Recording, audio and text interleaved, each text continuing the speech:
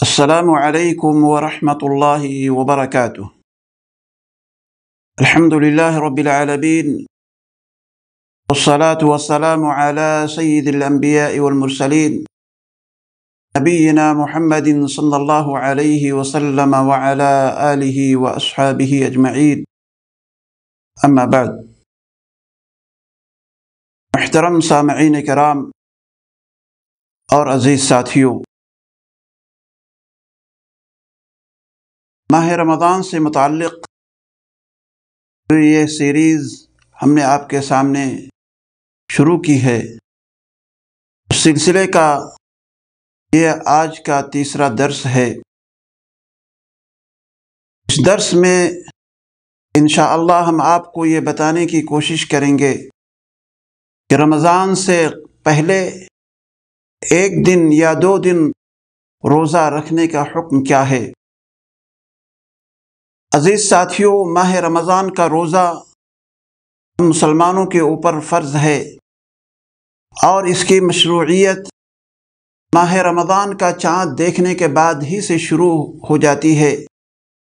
اب اگر کوئی انسان، کوئی شخص بغیر رمضان کا چاند دیکھے ہوئے 1 دن یا 2 دن پہلے احتیاط کے طور پر روزہ رکھنا شروع کر دے تو اس کے بارے میں شریعت کا کیا حکم ہے؟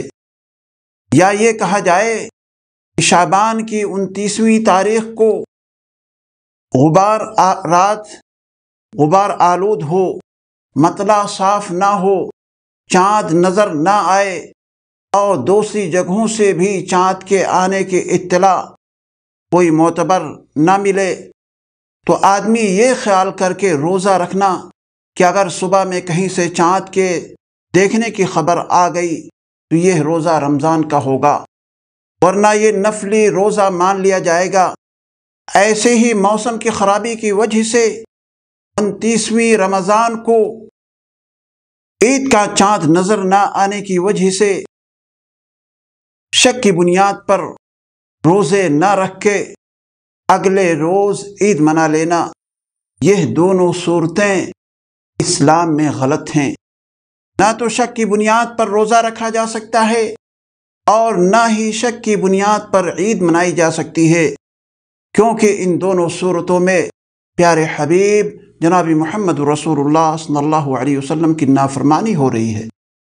جیسا کہ عمار بن یاسر رضی اللہ تعالی عنہ سے مروی ہے، انہوں نے بیان فرمایا، من صام اليوم الذي شک فیہ فقد عصى ابا القاسم صلی اللہ علیہ وسلم۔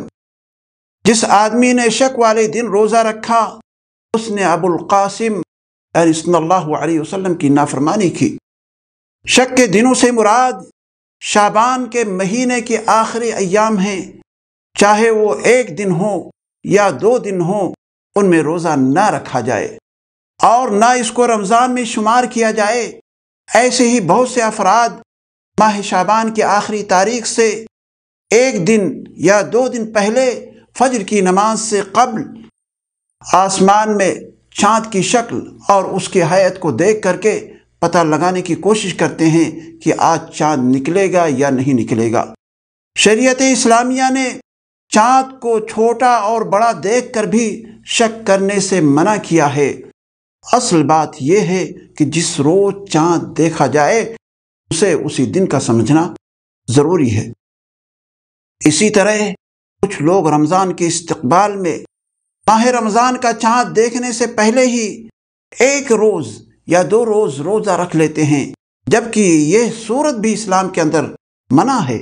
ہاں، اگر کوئی شخص پہلے سے سوموار کے دن یا جمعرات کے دن روزہ رکھتے ہوئے ہمیشہ سے چلا آ رہا ہے اور اتفاق سے یہ ایام ماہ شعبان کے آخری تاریخ میں آ رہے ہیں یا کوئی نظر کا روزہ مانے ہوئے ہے، تو ایسی صورت میں اسے روزہ رکھنے میں کوئی حرج نہیں ہے۔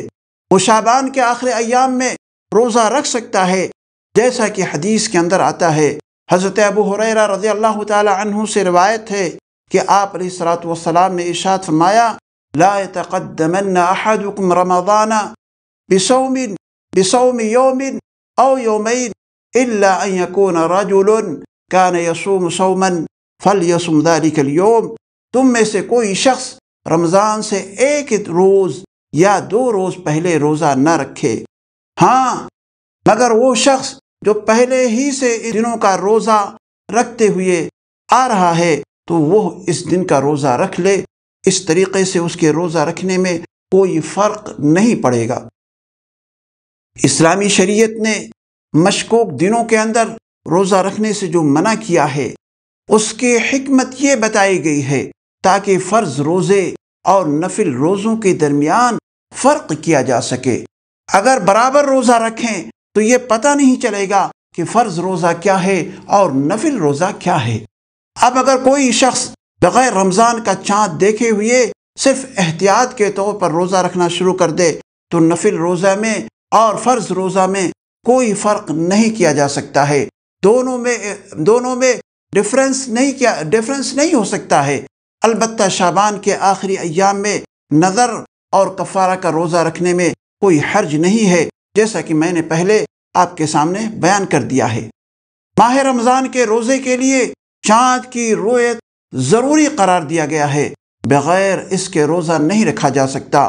چنانچہ اللہ کے نبی جناب محمد رسول اللہ صلی اللہ علیہ وسلم نے بڑی وضاحت کے ساتھ ہم مسلمانوں کو اس بات پر تاکید کی ہے کہ صوموا لرؤیتہ وافطروا لرؤیتہ فإن غم علیکم فأکملوا عدۃ شعبان 30، یعنی چاند دیکھ کر کے روزہ رکھو اور چاند دیکھ کر کے ہی روزہ چھوڑو۔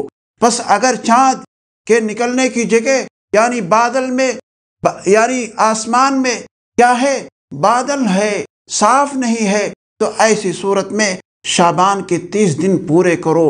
لہذا عزیز ساتھیوں، ہمیں اور آپ کو چاہیے کہ ہم لوگ شک کے دنوں سے اپنے آپ کو دور رکھنے کی کوشش کریں۔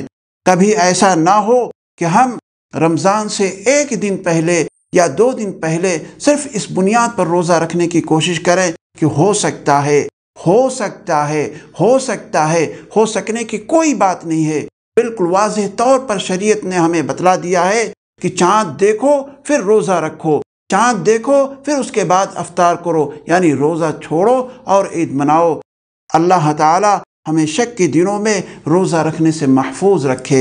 اے پروردگار عالم، تیرے علاوہ کوئی معبود برحق نہیں ہے، تو مجھے گمراہی سے بچا لے، ہر طرح کی بدعات و خرافات سے محفوظ رکھ لے، اور کتاب و سنت کو صحیح ڈھنگ سے ہمیں سمجھنے کی اللہ تعالیٰ تو ہمیں توفیق عطا فرمائے۔ آمین ثم آمین، وآخر دعوانا ان الحمد للہ رب العالمین۔